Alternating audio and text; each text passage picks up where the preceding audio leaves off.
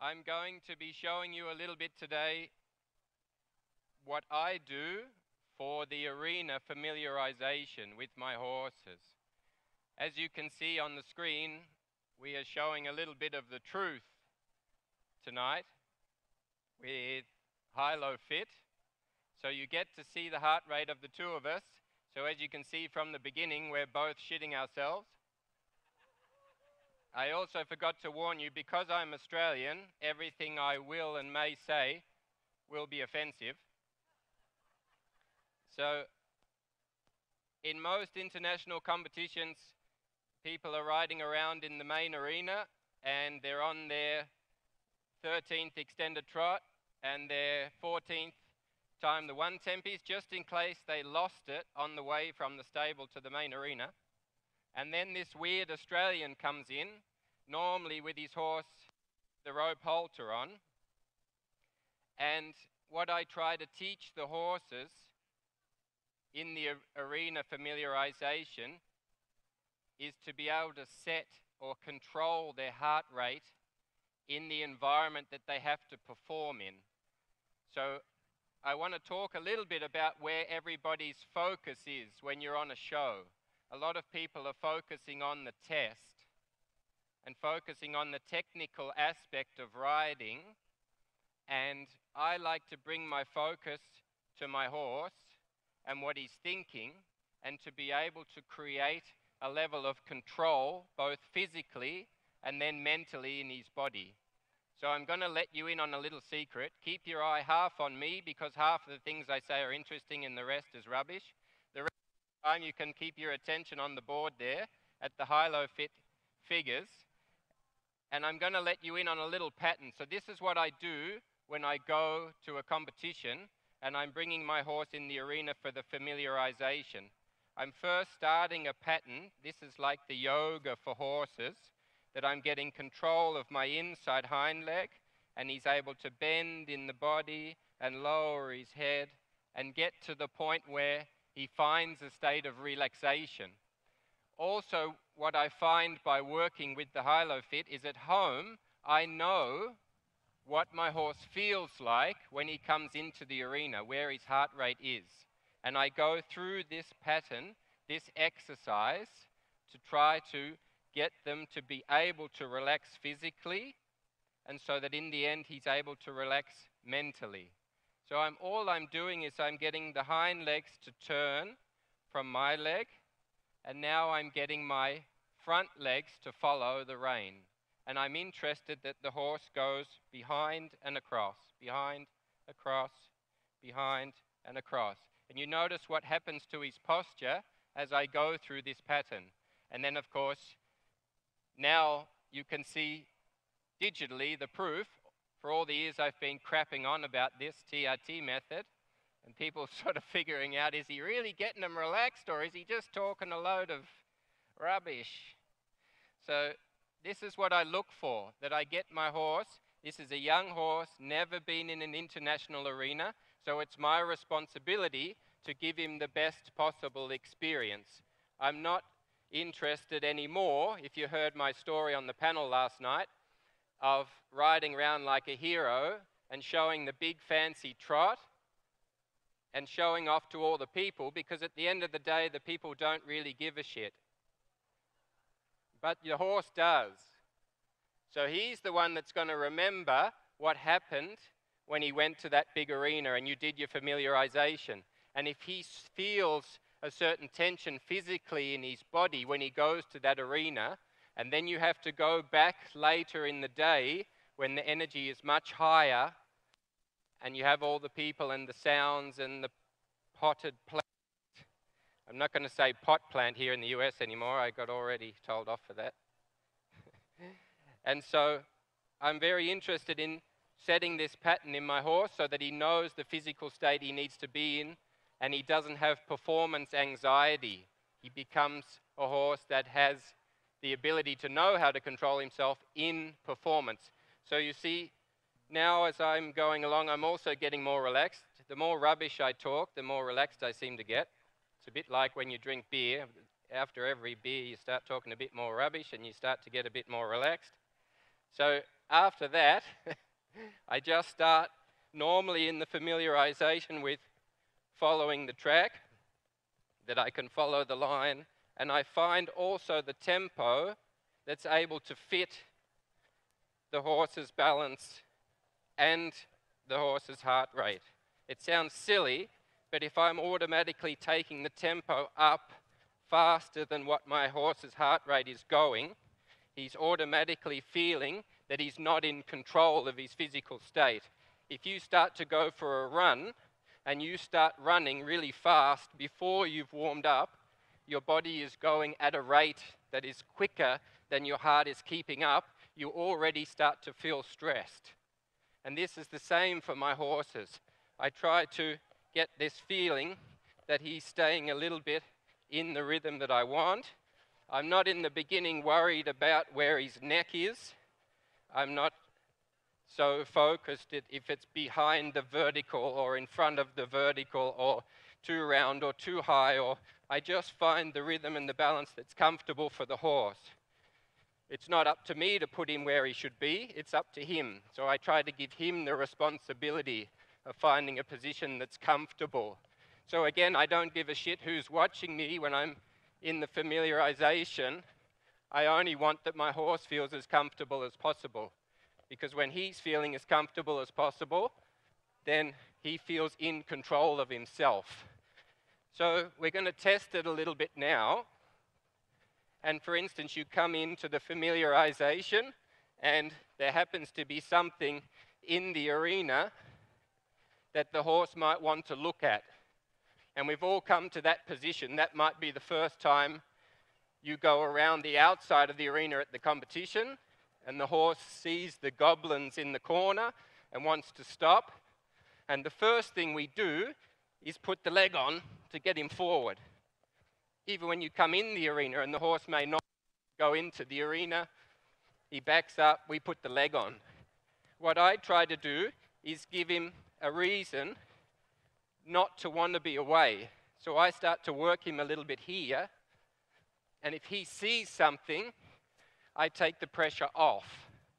So at the position where he sees something, I'm not standing behind him, pushing him. So here he stops.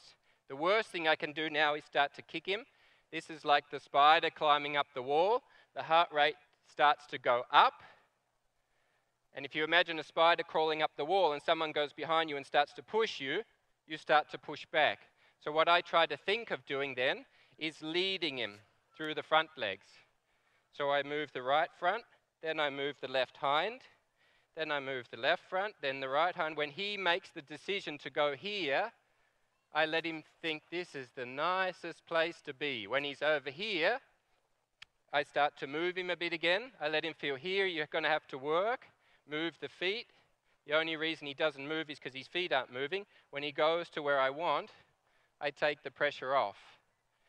So that we totally avoid this position of him feeling like he's being made to go somewhere. And so from the start, you start to get the feeling that you can give him the responsibility to control himself. So again, here we let him work.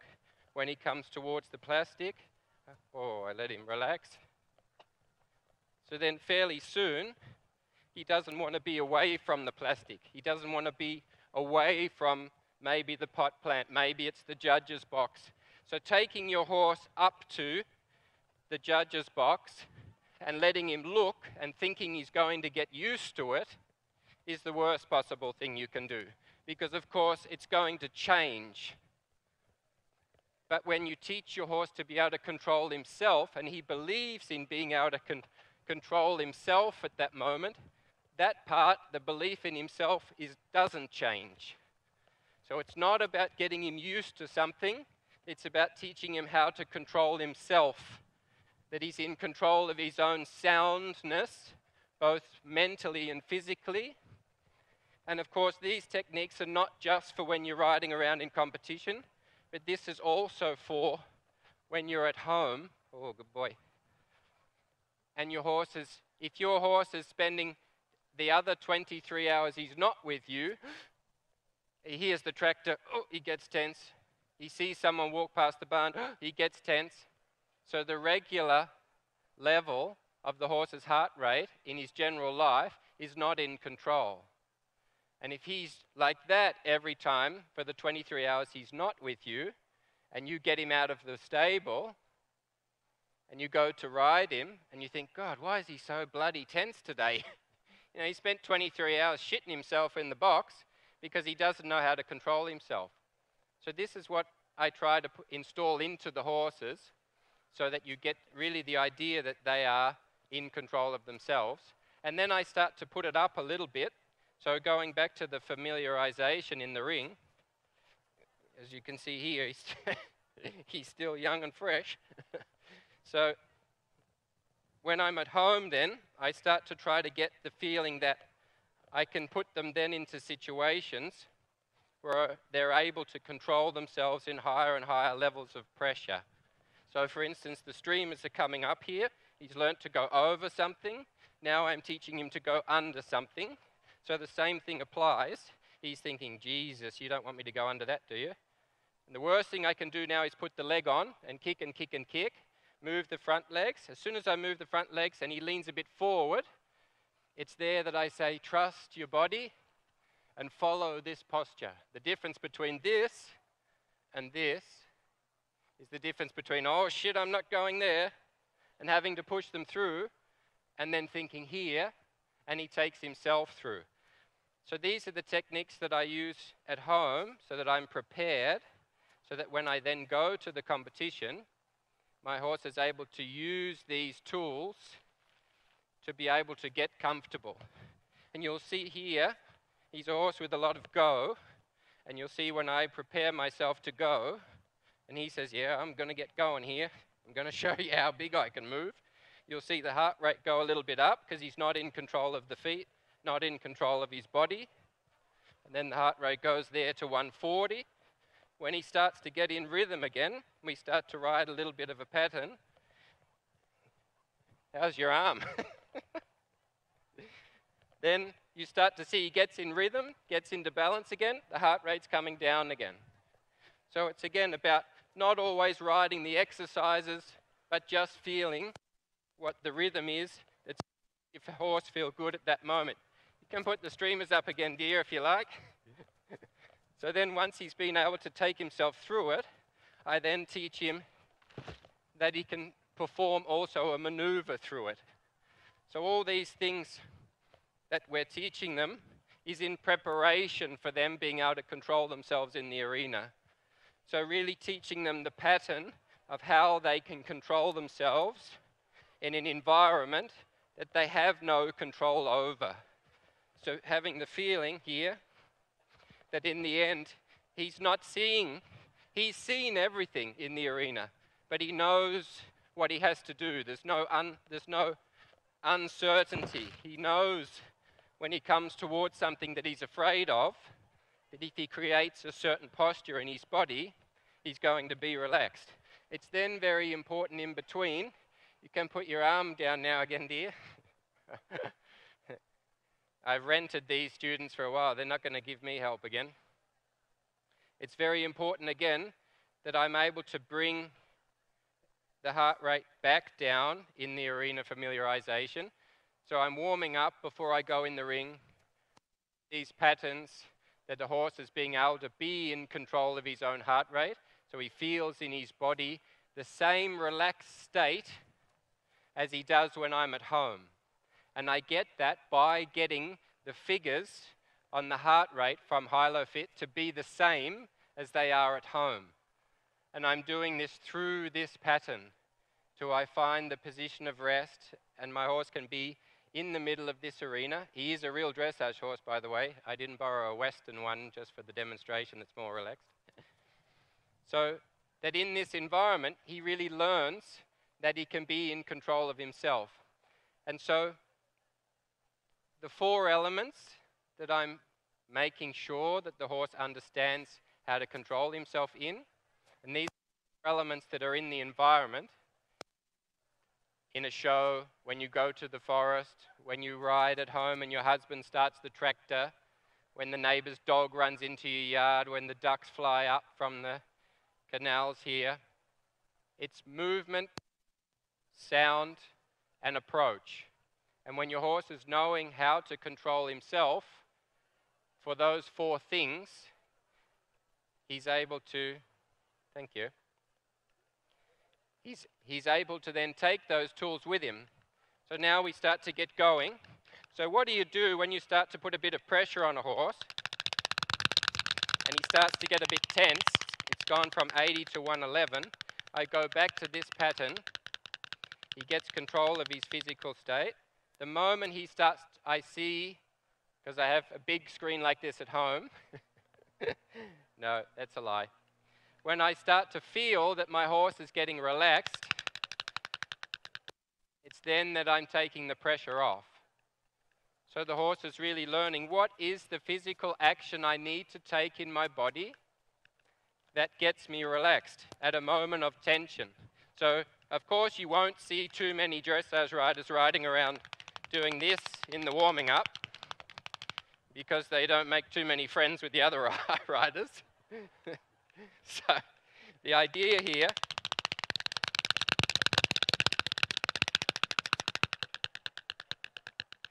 is to practice this at home so your horse really feels that he's in control of himself.